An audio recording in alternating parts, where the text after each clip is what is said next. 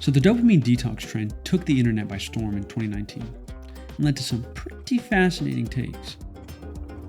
What are your thoughts on dopamine detoxing? Right now, you're getting a rush of dopamine. Can you feel it? It's Dopamine and addiction. a popular trend where you cut out the fun stuff that spikes your dopamine. And supposedly, it resets your brain and you become a productivity machine. Every time you do something you like, you eat a piece of chocolate, dopamine hit. You look at your Instagram, dopamine hit. You see someone you like, dopamine hit. So if you're confused, don't worry. Because in today's video, we'll cover the rise and fall of the trend as well as the conclusive takeaway scientists, psychologists, and doctors around the world have been trying to share with the public. But before we can start, what exactly is a dopamine detox? Well, dopamine fasting was initially recommended by Dr. Cameron Sepah in 2019. The concept was rooted in cognitive behavioral therapy and essentially aimed to reduce dependence on certain stimuli. When working with private clients, he was trying to reduce compulsive behaviors in order to better optimize the brain. The 6 behaviors he suggested targeting was emotional eating, excessive internet usage and gaming, gambling and shopping, watching porn and masturbation, seeking thrill and novelty, and taking recreational drugs. Essentially, by fasting from these activities that trigger the brain's neurotransmitters, people could become less dependent on the emotional hits that dopamine provides, which reduces the probability of dependence or addiction. Now here is where it went wrong. The concept was nicknamed dopamine detox, which began to suggest individuals could completely fast and remove exposure to the neurotransmitter for an extended period of time, which, in case you didn't know, is not true. But for educational purposes, let's see what happened. The rules of the trend were simple. During a dopamine detox, a person avoids dopamine triggers for a set period of time, anywhere from an hour to several days. The dopamine detox requires a person to avoid any kind of arousal, specifically from pleasure triggers. Anything that stimulates dopamine production is off limits throughout the detox. Ideally, by the end of the detox, a person will feel more centered, balanced, and less affected by their usual dopamine triggers.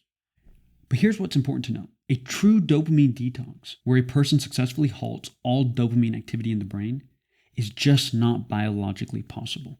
The human body naturally produces dopamine, even when it's not exposed to certain stimuli. A more accurate description of the dopamine detox is a period of abstinence or unplugging from the world. Now, doing this may have some positive effects. It's not necessarily bad to unplug from the world from time to time. However, the term dopamine detox, by its very nature, is just not scientifically correct. Dr. Sepah himself says the name is not meant to be interpreted literally. As he told the New York Times, dopamine is just a mechanism that explains how addictions can become reinforced. And it just makes for a catchy title. The title's not to be taken literally. So can reducing the 6 targeted behaviors we listed before actually lead to positive results for an individual? Absolutely. But contrary to the entire theme of the trend, it's not because you're cutting off dopamine from your brain entirely. In fact, it's not even what Dr. Sepah meant when he introduced the concept.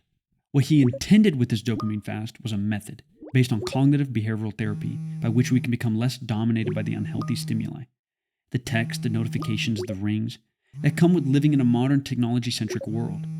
Instead of automatically responding to these reward-inducing cues, which provide us with an immediate but short-lived charge, we should aim to allow our brains to take breaks every once in a while and reset from this potentially addictive set of behaviors. The idea is that by allowing ourselves to feel lonely or bored, or to find pleasure in doing simpler and more natural activities, we could slowly regain control over our lives and be better able to address compulsive behaviors that may be interfering with our happiness.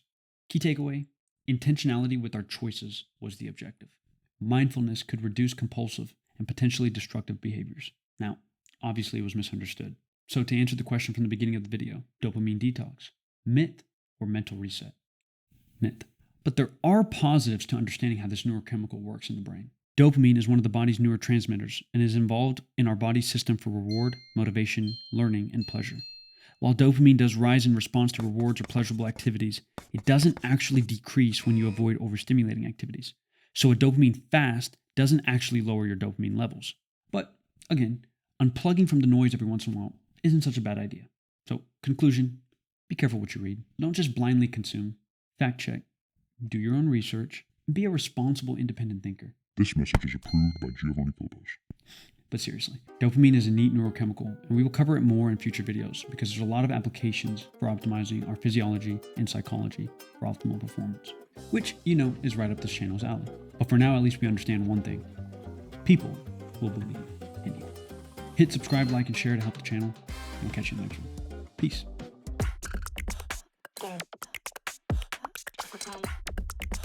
Detox.